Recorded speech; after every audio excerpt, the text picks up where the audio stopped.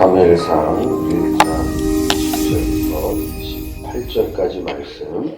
베드로 사도는 너희 염려를 다 주께 맡겨버려라. 이는 저가 너희를 권고하심이라 말씀하십니다. 염려가 있거든 다 그 염려를 누구에게 줘버리라고요? 하나님께 줘버리라. 하나님께 맡기라 말씀하고 있습니다. 염려가 그것이 얼마나 크든지 얼마나 작든지 사소하던 건지 중한 것든지 염려를 끼고 살아갈 수 있는 사람은 아무도 없습니다. 능력이 많으신 하나님께 그 염려를 맡겨버리라 말씀하고 있습니다. 이걸 왜 나에게 주냐? 나도 이거는 싫다. 이건 나도 필요 없다. 하나님이 외면하시지 아니하시니까, 하나님이 권고하시니까, 하나님이 생각하시니까 그 염려를 다 주께 맡기라고 말씀하고 계시는 것입니다. 하나님은 생각하시는 하나님이시라는 사실을 우리는 꼭 기억해야 합니다. 나만 생각이 많고 나만 사고력이 있는 것이 아니라 온천하 만물을 말씀으로 창조하신 그 하나님은 생각하시는 하나님이시라, 계획이 있으시고 그 계획을 따라 움직이시는 하나님이시라. 하나님은 생각하시고 말씀하시는 하나님이라 나와 같지 않고 성질대로 말하고 성질대로 행동하는 게 아니라 무분별하게 행동하시는 하나님이 아니시라. 하나님은 감정 따라 움직이시는 분이 아니라 약속 따라 움직이시며 그 말씀에 따라 움직이시는 운행하신다는 하나님이신 것을 믿으시기를 축원합니다. 그렇기 때문에 공이 어디로 튀는가라는 것은 알기 어려워도 하나님이 어느 방향으로 움직이실지는 우리가 가늠할 수 있다는 사실입니다. 어떻게 가늠할 수 있느냐? 우리와 같이 작은 머리와 작은 가슴으로 하나님을 어떻게 알 수 있느냐? 그건 바로 하나님이 이미 하나님 마음에서 말씀하신 그 말씀이 우리의 손에 주어져 있기 때문이라는 사실입니다. 하나님이 어찌 움직이시느냐? 하나님이 어떤 방향으로 가실 것이냐? 그건 바로 하나님의 이 주옥 같은 생명의 말씀 속에 다 담겨 있다는 사실입니다. 난 도무지 하나님의 심정을 모르겠어. 난 도무지 하나님의 마음을 모르겠어. 라고 하는 것은 우리에게 이미 주어진 하나님의 언약의 말씀을 우리가 등한시하고 있기 때문이라는 사실입니다. 날마다 하나님의 말씀을 친근히 하셔서 하나님이 어디로 움직이실지를 아실 수 있는 하나님의 사람들이 되시기를 주님의 이름으로 축원합니다. 성경을 보면 하나님은 생각하신다고 하십니다. 특별히 무엇을 생각하시느냐? 하나님의 백성을 생각하신다고 말씀하십니다.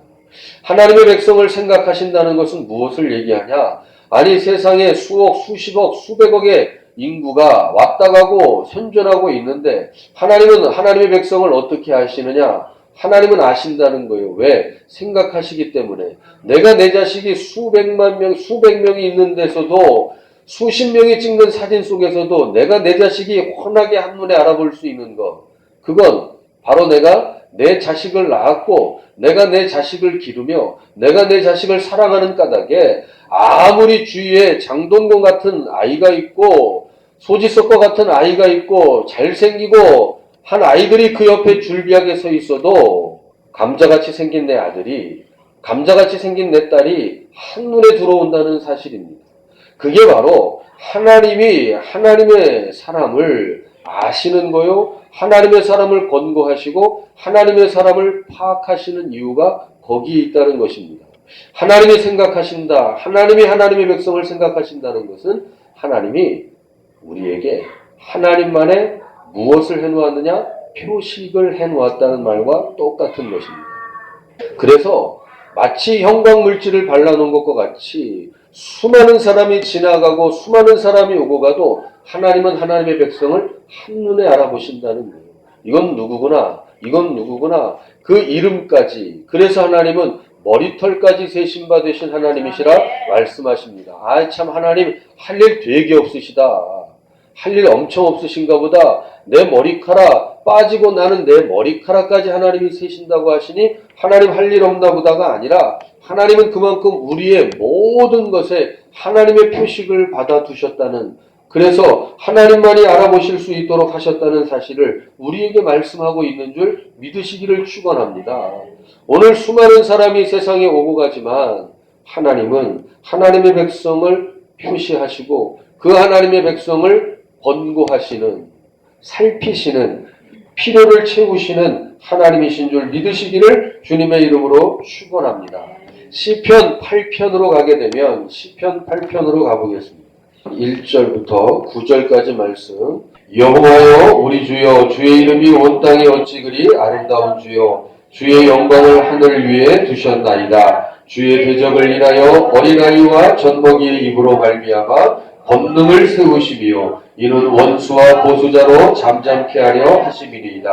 주의 손가락으로 만드신 주의 하늘과 주의 베풀어 두신 달과 별들을 내가 보오니 사람이 무엇이간데 주께서 저를 생각하시며 인자가 무엇이간데 주께서 저를 권고하시나이까. 저를 천사보다 조금 못하게 하시고 영화와 존귀로 관을 씌우셨나이다. 주의 손으로 만드신 것과 다스리게 하시고 만물을 그 발 아래 두셨으니 곧 모든 우양과 들짐승이며 공중의 새와 바다의 어족과 해로에 다니는 것이니이다. 여호와 우리 주여 주의 이름이 온 땅이 어찌 그리 아름다운지요. 유명한 만화가 있는데 찰리 브라운이라고 하는 그 만화가 있는데 어느 날 이 찰리 브라운이라고 하는 어린아이가 그 조그만 강아지 흰 강아지 스누피라고 하는 강아지와 같이 다니는 이 찰리 브라운이라고 하는 이 어린아이가 여자친구가 있습니다. 어느 날 이 여자친구가 밤에 하늘을 바라보며 별을 봤습니다. 그러면서 찰리 브라운이 이야기합니다. 야, 저 별 참 많이 떴다. 저 별 누가 만들었을까? 라고 이야기합니다. 그러다 갑자기 찰리 브라운이 여자친구에게 말합니다. 우리 가자 그만. 아니 왜 그렇게 놀라고 감격스러워하다가 왜 갑자기 찰리 브라운이 돌아가자고 얘기하는지 여자친구는 의아해했습니다. 찰리 브라운이 이렇게 얘기했습니다. 별을 보다 보니까 내가 너무 초라하게 느껴져. 그러면서 그 만화의 내용이 맞춰집니다. 철학적이죠. 하늘에 있는 별을 이 꼬마가 보면서 자기 자신이 얼마나 초라한지를 느껴진 것입니다. 이 세상, 놀라운 세상을 누군가 만들었는데 하나님이 만드셨는데 그것에 비하면 자기가 너무 초라하고 작게 느껴진다는 이야기입니다.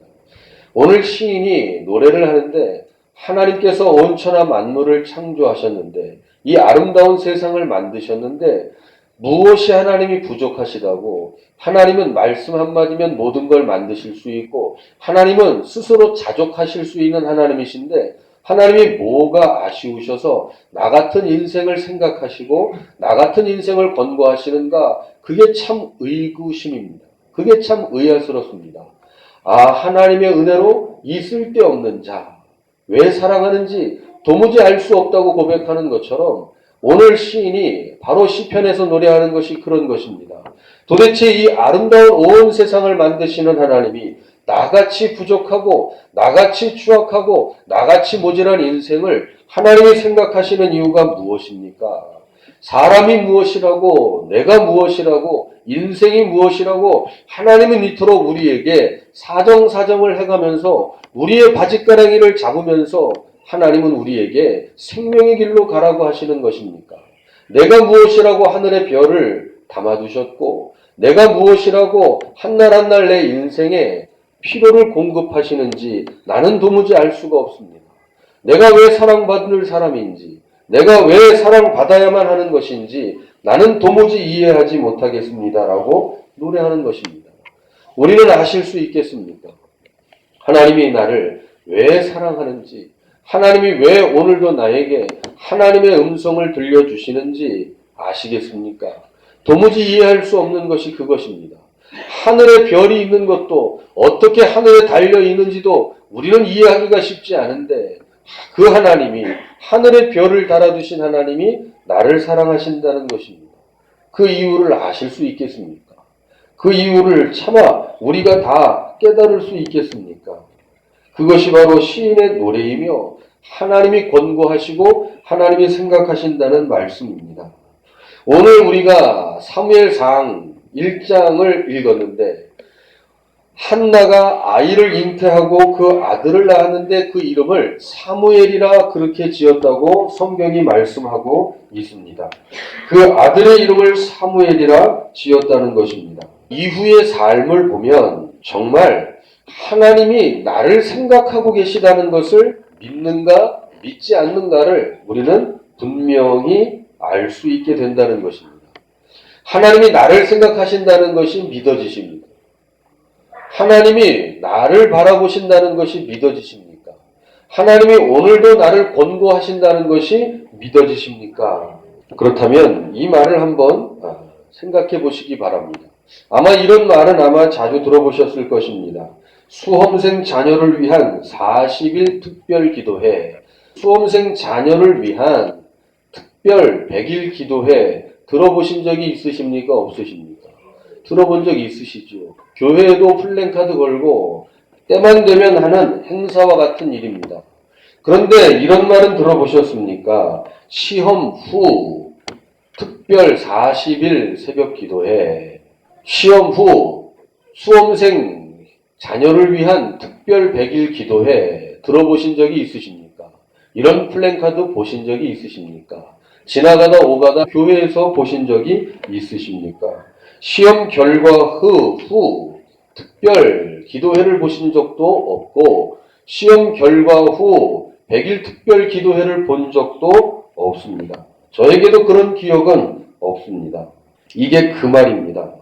기도를 하나님이 들으신다는 것을 믿는가? 하나님이 우리의 기도에 응답하신다는 것을 믿는가? 오늘 내게 주어진 결과가 하나님의 응답이시라고 하는 것을 믿는가라는 점입니다. 그것은 기도 전이 아니라 기도 후의 모습으로 드러난다는 것입니다. 기도 전에는 지푸라기라도 잡는 심정으로 별별 것을 다 할 수 있습니다. 그건 교인뿐만이 아니라 아우성침해할 수 있는 문제입니다. 사업을 위해서, 자녀를 위해서, 합격을 위해서, 승진을 위해서, 물질을 위해서, 건강을 위해서, 아니 그거는 무당을 찾는 모든 사람에게도 다 볼 수 있는 것입니다. 그런데 정작 중요한 것은 뭐냐? 내가 정말 하나님을 믿고 하나님이 응답하실 줄 믿고 내가 간절한 마음으로 기도를 한 것이냐? 그리고 내 손에 주어진 이 응답의 결과가 하나님으로 이루어진 것이냐? 하나님의 은혜로 되어진 것이냐라고 하는 것을 증명하는 것은 그 기도 이후의 모습이라는 사실입니다. 왜 응답을 받고는 우리는 잠잠할까요? 왜 내가 원하는 대로 응답을 받고는 왜 우리는 잠잠한 습관에 빠져 있을까요? 내가 열심히 노력했기 때문이지. 내가 도시락 2개, 3개 싸가주며 내가 학원 보내주며 내가 어떻게 해서든지 뒷바라지 했기 때문에 한 만큼 뿌린 만큼 된 거지 뭐. 될 때가 되니까 된 거지 라고 하는 마음이 우리 마음 가운데 도사리고 있다면 우리는 결과 이후에는 하나님을 거들떠도 보지 않는다는 사실입니다. 이것은 감사 헌금을 했느냐 하지 않았느냐의 그 문제보다도 더 큰 문제입니다. 정말 이것이 우리의 하나님께서 내게 주신 응답이라 믿느냐라는 것입니다. 한나가 자기가 낳은 아들의 이름을 사무엘이라 졌다는 것은 놀라운 것입니다. 왜냐? 사무엘의 이름의 뜻은 하나님이 들으셨다는 뜻이기 때문입니다. 자기가 10달 동안 자기의 태에 두었던 그 아들이 나온 것이 다만 자기의 열심과 노력과 애씀으로 말미암아 된 게 아니라 하나님이 나의 한스러운 기도를 들으셨고 하나님이 내게 은혜를 베푸셔서 내가 없는 내 인생에는 없을 수 있는 없었던 아들을 하나님이 주셨다는 것을 확신하는 고백이 바로 사무엘이라 그 아들을 부른 것입니다. 사무엘아 사무엘아 할 때 그것은 하나님이 들으셨다. 얘야 너는 어떻게 태어났는 줄 아니? 너는 아빠와 엄마를 통해서 태어났지만 너는 그냥 태어난 인생이 아니야. 너는 하나님께 기도하여 하나님이 응답하여 나 태어난 인생이다. 그러니까 너는 네 맘대로 살면 안 된다. 네 마음대로 살면 안 된다. 엄마가 너를 하나님께 서원하여 하나님께 나시린으로 바치기로 작정했기 때문에 너는 특별하게 살아야 되는 게 아니라 너를 하나님이 이 땅에 보내셨고 하나님은 너를 이 땅에 보내신 것이 특별한 계획이 있으시기 때문이다. 그러니까 공부 열심히 해야 된다. 그러니까 나쁜 친구 사귀면 안 된다. 좋은 것만 보고 좋은 소리만 듣고 좋은 선생님들만 따라다녀야 한다. 라고 사무엘에게 말하는 것입니다. 왜? 너는 네 이름대로 살아야 하기 때문이다. 너는 네 이름대로 이 땅에 왔고 너는 네 이름대로 이 땅에서 살고 네 이름대로 이 땅에서 너의 임무를 완수하고 너는 하나님께로 가야 하기 때문이다. 사무엘에게 말하는 것입니다. 무엇으로요? 이름을 주는 것으로요. 너는 예담이다. 너는 아무렇게나 살면 안 된다. 너는 네 뜻대로만 살면 안 된다. 네 이름이 너를 알려주는 것처럼 너는 그냥 왔다 그냥 가는 인생이 아니다. 너는 아비보다 더 하나님을 사랑해야 한다. 너는 아비보다 더 하나님께 충성해야 된다. 하나님은 너에게 크고 기이한 비밀을 알게 하실 것이며 너를 하나님께서 크고 훌륭한 인물로 삼으실 것이다. 너와 너의 가족을 위해서가 아니라 하나님의 나라와 의를 위해서란다. 너는 훌륭한 사람이 되어야 한다. 너는 좋은 친구를 사귀어야 한다. 너는 최대한 할 수 있는 만큼 열심히 하나님의 말씀을 배워야 한다. 그것이 우리가 자녀에게 해줄 수 있는 이야기 아니겠습니까? 그게 바로 한나의 고백입니다. 그래서 사무엘이라 그 이름을 지었던 것입니다. 엄마가 얼마나 원통하고 엄마가 얼마나 한스럽게 인생을 살았는 줄 아니? 그러니까 너는 엄마 소원을 좀 이루어다오. 너는 세상에서 최고의 높은 자리로 올라가서 너는 남에게 떵떵거리는 위치에 올라가서 그렇게 좀 살아다오. 엄마의 대적 불임나의 자식들보다 좀 잘 돼야 되지 않겠니? 라고 그 자녀를 키우는 것이 아니라 너는 하나님의 뜻이 계셔서 나같이 아이를 낳지 못하는 어미에게서 너를 허락하신 이유가 있단다. 라고 그 자녀를 양육하는 것, 하나님이 하셨다는 것, 하나님이 들으셨다는 것, 하나님이 허락하셨다는 것. 그래서 아들의 이름을 사무엘이라고 하는 이름 외에 다른 그 어떤 것으로 지을 수 없다는 사실입니다.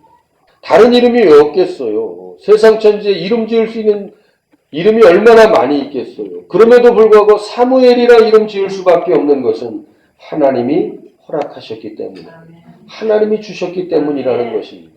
그것이 바로 한나의 삶 속에서 자기의 인생으로만 끝나는 것이 아니라 하나님의 섭리의 손에 붙잡혀 있다는 것을 알고 있는 한나의 고백입니다.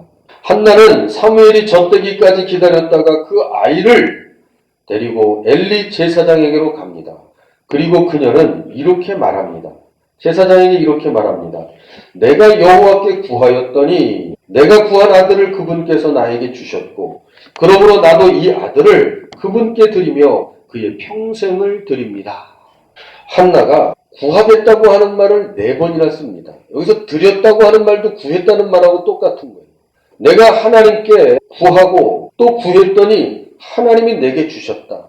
그러므로 하나님이 내게 주셨으니 그거 누구에게로 다시 돌린다고요? 하나님께 돌려드린다. 그의 평생을 하나님께 돌려드린다 이야기하는 것입니다. 그가 죽을 때까지 내가 하나님을 섬기는 자로 살도록 내가 하나님께 드린다고 말씀하고 있는 것입니다. 누가 줬다는 것을 분명히 안다고요? 하나님이 줬다는 것을 안다고요. 애가 대학에 붙었습니까? 하나님이 붙게 하셨다는 것을 믿는다는 거예요. 애가 똘똘하니까 S대에 갔지요. 애가 똘똘하니까 Y대에 갔지요. 지가 밤잠 설치고 열심히 공부했으니까 갔지요. 라고 생각하는 수준이라면 그 전에 하나님께 내 아들, 내 딸 대학에 붙여주십시오. 직장에 붙여주십시오. 장가 좀 보내게 해주십시오. 시집 좀 보내게 해주십시오. 기도했던 모든 것이 사실은 아무것도 아니었다고 하는 것을 증명하는 것입니다. 기도는 해놓고 기도의 응답이 왔을 때 그것이 이루어졌을 때 그것을 나 몰라라 한다면 내가 기도했던 것 모든 염려를 주께 맡기라. 이미 믿음으로 아버지께 구하였거든 받은 줄로 믿으라 했던 그 말씀을 나는 하나도 믿지 아니한다는 사실입니다. 그냥 내가 마침 교회를 다니는 사람이기 때문에 교회에서 그 기도를 했을 뿐이고 그 이상 그 이하 아무것도 아니라는 사실을 우리 스스로 증명하는 것 외에는 아무것도 되지 않는다는 사실입니다. 하나님 앞에 기도하였거든 그 이후도 하나님이 주셨다는 것을 하나님이 응답하셨다는 것을 믿고 그 모든 것을 그 모든 은혜와 영광을 하나님께 돌릴 수 있는 우리의 삶이 되시기를 주님의 이름으로 축원합니다.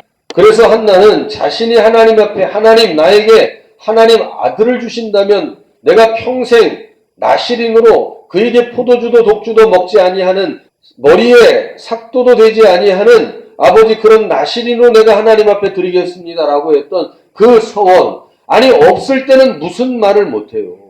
필요할 때는 무슨 말을 못해요. 아유 하나님 한 번만 살려주시면, 아유 하나님 한 번만 고쳐주시면, 아유 하나님 이 문제만 한번 해결해 주시면. 아니 필요하고 어렵고 난감할 때, 방법이 없을 때, 수단이 없을 때, 누구나 나를 도울 자가 없을 때, 하늘이 무너지는 것 같을 때 아니 별소리는 못하겠냐고요. 천지가 무너지는 시간이 지나가고 바람이 불던 것이 잠잠해지고 그 문제가 태산보다 높았던 문제가 이제 한 줌의 모래만도 못한 것으로 다 바스러지고 흩어졌을 때, 그때 내가 죽을 것 같을 때 했던 말, 내가 기도할 때 했던 그 말, 내가 그 말을 지키는 것과 지키지 않는 것은 다른 문제라는 사실입니다. 필요할 때는 무슨 소리를 못하겠어요. 막 불꽃이 튀길 때는 무슨 소리를 못하겠어요.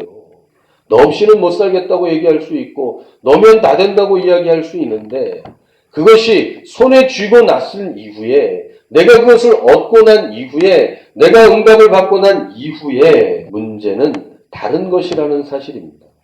한나가 하나님 앞에 서원하고 아들을 낳고 그 아들의 이름을 사무엘이라고 하고 그 아들을 젖된 후에 3살 정도 되는 그 아들을 하나님의 전에 엘리 제사장 손에 맡기고, 내가 주여, 내가 이 자리에서 기도하던 그 여인입니다. 아시지요? 기억나시지요?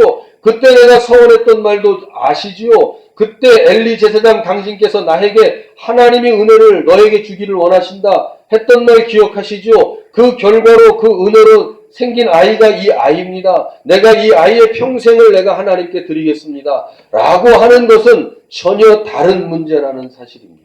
남의 여자의 일이니까, 남의 아들을 하나님께 드리는 문제니까 우리는 별로 담담하게 이 내용을 읽어나갈 수 있을지 모르겠지만, 하나님 앞에 우리가 얼마나 부여잡으며 기도하며 서원했던 것을 우리는 잘 갖고 있는지 생각하고 있는지를 기억해 보시기를 소망합니다. 지키지도 못할 것, 전도서 5장 5절에서는 뭐래요? 서원하고 갚지 못할 바에는 아예 서원하지 말라는 것입니다. 하나님, 이거는 서원이고요, 이거는 그냥 말이요. 한나의 기도에도 이거는 서원입니다라고 한 게 없어요. 하나님에게 약속을 드린 것이 서원입니다. 하나님이 이렇게 나에게 주신다면, 하나님 내가 하나님에게 이렇게 하겠습니다. 하나님 내가 정말 하나님 앞에 이렇게 살겠습니다. 이렇게 신앙생활 하겠습니다. 내가 이런 예배자로 살겠습니다. 이게 다 뭐예요? 이게 다 서원이라는 거예요. 그런데 그것에 대해서 우리가 얼마나 내 스스로 기억하고 있으며 내가 그것을 하나님 앞에 갖고 있는가를 깊이 생각해 보아야 하는 것입니다. 우리는 말만 난무하는 인생이 아니라 하나님께 우리의 말한 것을 지켜낼 수 있는 하나님의 복된 자녀가 되시기를 주님의 이름으로 축원합니다. 하나님 한 번도 나를 실망시키신 적 없고, 실망시키신 적이 없어요? 아이, 되게 많아요. 저한테만 많은 거예요? 우리 다 많아요. 하나님은 정말 우리를 실망시키신 적이 한두 번이 아니에요. 그런데 왜 찬양은 하나님 한 번도 나를 실망시킨 적 없으시고, 왜 찬양을 우리가 이렇게 하는 거예요?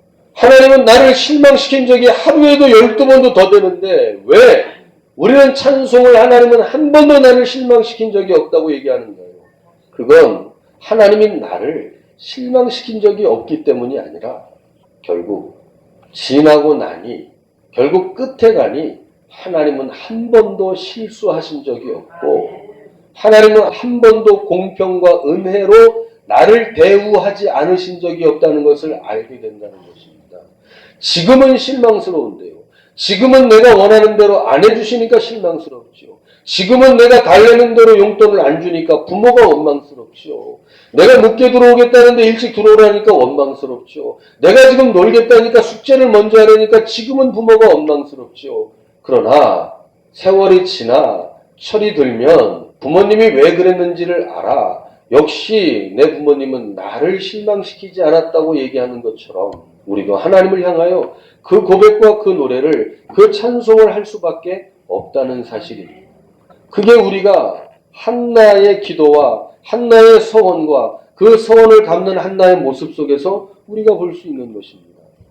하나님이 내게 실망스러운 존재라면 우리는 하나님 앞에 하나님이 나를 생각하신다, 하나님이 나를 권고하신다. 오늘도 하나님이 나의 형편을 살피신다. 우리는 그렇게 얘기할 수 없을 것입니다. 그러나 서원을 갚는 한나와 엘가나의 모습 속에 하나님이 결코 우리를 실망시키지 아니하시고 하나님이 다 뜻과 때가 있으셔서 우리를 묶어두셨고 우리를 풀어두신다는 사실을 한나와 엘가나는 고백하는 것입니다. 엘가나는 한나에게 이야기합니다. 그래, 아이를 젖대기까지 당신이 원하는 대로 아이를 양육하라. 그리고 당신이 보기에 선한 대로 행하라. 그 아이를 하나님께 드리겠다는 것을 엘가나가 인정합니다. 사실 아이에 대한 주도권은 대부분 누가 가지고 있어요? 아버지가 가지고 있죠. 양육을 어머니가 하더라도 그 아들에 대한 주도권은, 아이에 대한 주도권은 아버지가 가지고 있습니다. 그래서 성경도 민수기 20장에 가보면 아내가 서원하였을지라도 그 서원을 무효케 할 수 있는 사람은 누구예요? 남편이 무효케 할 수 있는 거예요. 시집가기 전에 여자의 서원을, 딸의 서원을 무효케 할 수 있는 자도 누구예요? 아비가 무효케 할 수 있는 거예요. 한나가 하나님 앞에 서원하였을지라도 나시린으로 하나님께 드리겠다고 서원했을지라도 막상 그 아이가 태어났을 때 한나가 두 눈 질끈 감고 서원한 대로 그 아들을 하나님 앞에 드릴 때 누가 막을 수 있다고요? 엘가나가 막을 수 있다고요. 나는 세상 천지에 그런 말 지금 처음 들었어. 그건 난 난 용서 못해. 난 이해 못해. 나는 받아들일 수 없어. 없던 걸로 합시다. 라고 하면 하나님께서도 뭐라고요? 그럼 없던 걸로 해주겠다고 말씀하신단 말입니다. 그런데 엘가나가 뭐라고 했다고요? 이거 하나님이 주신 자식이니 하나님께 드리겠다고 하는 그 말을 옳소. 하나님이 주신 아들이니 당신이 좋은 대로 하시오. 그 아들을 하나님 앞에 나시린으로 드리는 것을 막지 않고 그것의 전폭적인 지지를 엘가나가 하고 있다는 사실입니다. 왜요? 엘가나도 이 아들은 하나님이 주셨다는 것을 믿기 때문입니다. 그래서 엘가나와 한나는 그 아들이 이제 젖된 후에 하나님의 전으로 올라갈 때, 그 아들을 드리러 올라갈 때 소 3마리와 가루 1에바와 포도주 가죽 부대 1부대를 가지고 올라갑니다. 그 율법이 정한 것에 딱 몇 배? 3배가 되는 양을 하나님 앞에 드립니다. 그러니까 3배를 드렸다는 것은 무슨 의미겠어요?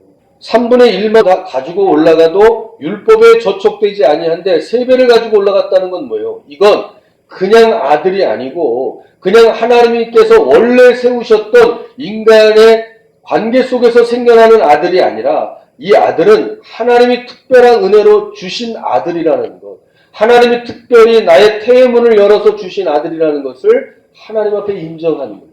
그렇기 때문에 3배를 하나님 앞에 드린 거죠. 부자기 때문에 드린 게 아니라 남아 돌기 때문에 그렇게 한 게 아니라 이것이 하나님의 은혜로 된 것이라는 것.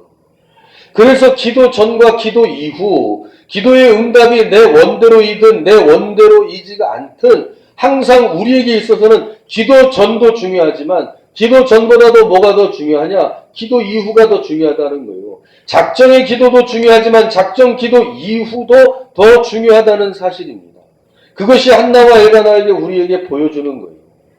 어떻게 하나님이 나에게 다가오셨고 어떻게 하나님이 나에게 은혜를 베푸셨는지 그리고 그 은혜에 내가 어떻게 감동하며 그것을 내가 어떻게 인정하고 있는지 정말 하나님이 나를 살리신 것인지 정말 예수 그리스도의 십자가의 은혜로 내가 산 것인지 내가 정말 지옥 백성인데 천국 백성이 된 것인지 내가 암흑에서 어둠에서 내가 살아야 하는 인생인데 빛과 광명의 세상으로 하나님이 나를 건지신 것인지 정말 이것을 내가 믿는지 이것이 정말 내 인생의 사실인지 그것을 내가 믿는 것입니다.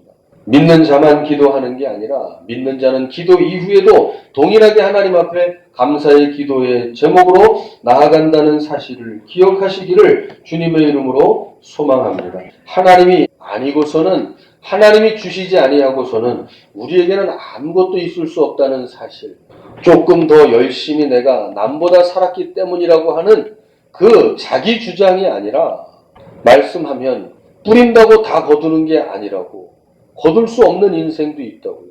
심지 말아야 할 곳에 심고 거둘 수 없는 곳에서 뿌리면 그건 거둘 수가 없습니다.